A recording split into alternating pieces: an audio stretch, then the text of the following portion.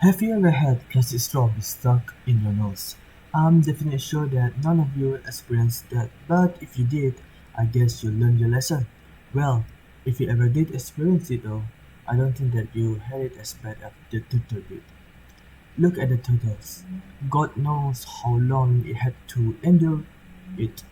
For the turtles, having its nasal passage blocked would definitely affect its ability to breathe, and once that happens, it can reduce the total reproductive fitness by lowering its ability to feed or even to mate. All of this because of the plastic straws. Ever since the incident became known worldwide thanks to the internet, we began to see campaigns or policies made about banning plastic straws, which is definitely a first step.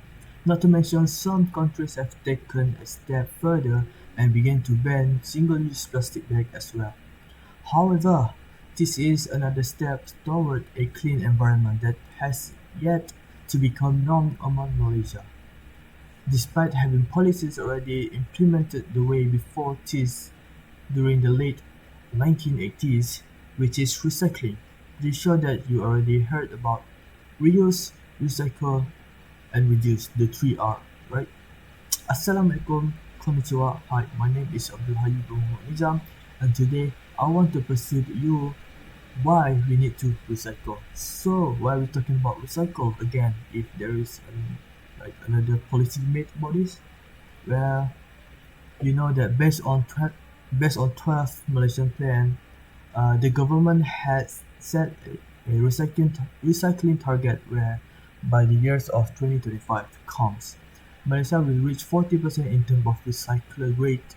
Now, the nation recycle rate in 2022 is only around 33.2%. You might think that it's just 77% difference. That means we are getting closer to our target, right? Why it might be true, there are few things to be considered. First, our recycle rate back in 2021 around 33.52%, which compared to the rate in 2022 is just a small increase. Now we are beginning in the years of 2023, which means there should be 3 more years left, including this year, because we don't know the rates yet until it is 2025. With that slow increase rate, do you think we're able to reach it when the time comes? We actually can, if and only if action were taken to keep up to and to have everyone give their commitment in recycling effort so that we can speed up it even more.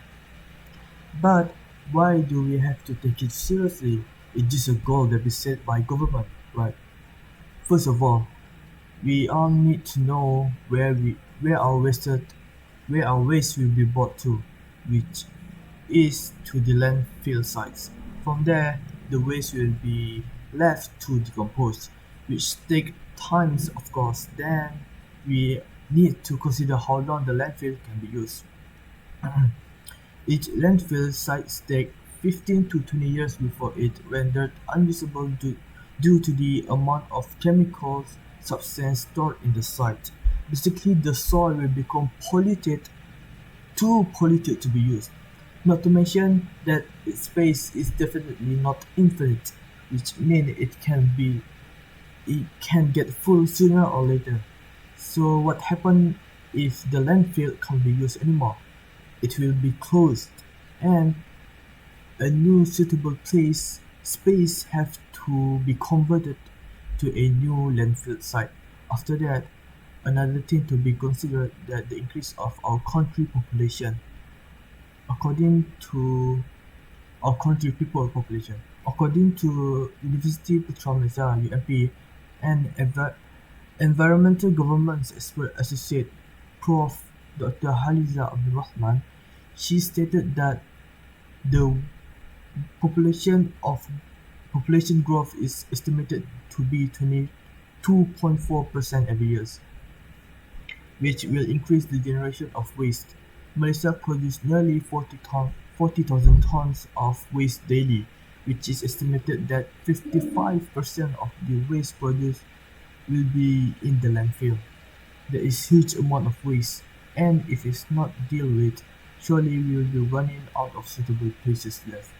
According to Malaysia Green Technology and Climate Change Corporation Chief Executive Officer Samsul Bahar Muhammad Noor, if no action were taken to reduce the waste, Malaysia will run out of land for the people as more space will be converted into landfill instead.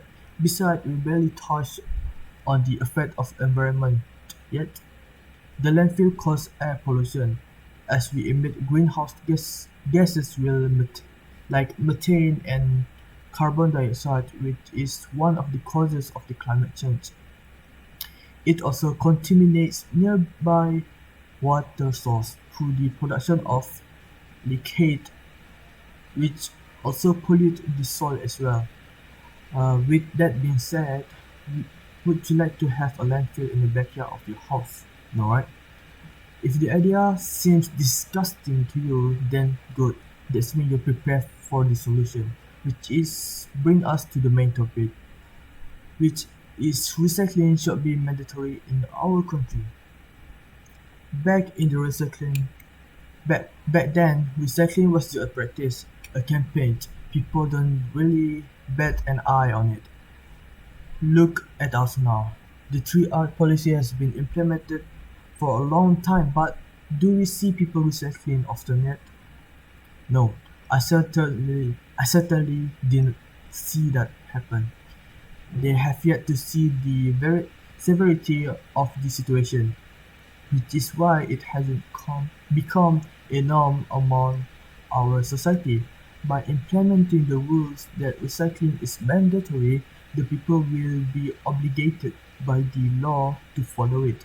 This means it would involve everyone to contribute to the recycling effort, which definitely increase the recycling rate in our country. It also lead to the reduction in waste production, which would mean less pollution and a cleaner environment. However, making something mandatory isn't enough. It should be followed with a strong enforcement of the law as well. The authorities should keep the issues in check so that everyone will take the recycling effort more seriously.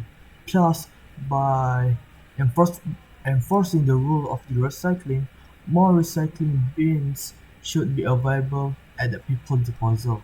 For example, every neighborhood should have recycling bins provided nearby, so they won't have to travel to the nearest recycling center, if there were any. However, even though implementing this law sounds more like government effort, it is something that others can do as well as on a smaller scale. For example, the school can enforce the recycling law onto the student as well as the teacher and the staff, so that it will not only teach the importance of recycling so that students through theory but also encourage them to practice it since they were young. This would create a generation that practice recycling culture. So what comes next? What are the benefits of implementing mandatory recycling rules in our country? As mentioned earlier, everyone would be responsible to participate in recycling when it has to be to practice for an amount of time. It would definitely become a common habit in our society. Let's reflect back in the time when COVID-19 pandemic began. Before the pandemic, we rarely wore our face masks, even when we were sick. Ever since the pandemic happened, standard operating produce procedure, or we commonly know as SOP, was implemented, and everyone wore their face mask, even until today, which shows that wearing a face mask has become a norm among people. Same thing that applied to recycling as well. And when the practice of recycling becomes a norm in our country, that will be the increase of our recycling rate by a lot every year, and our target will be realized. Well, what does having what does having a high recycling rate would do for us? Through the recycling, we can reduce the amount of waste sent to be managed to the landfill.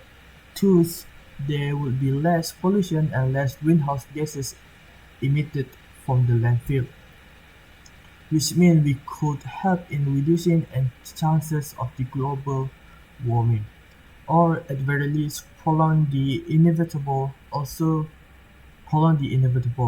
Also, we can also con- conserve the natural resource from exploitation to the point of extinction. For example, recycling paper can help in saving trees and forests for excessive logging and deforestation, which could affect the environment and natural habitat. Other than that, since the waste produced would be reduced, the waste management costs can be minimized as well, which will help our country expenditure in the long run.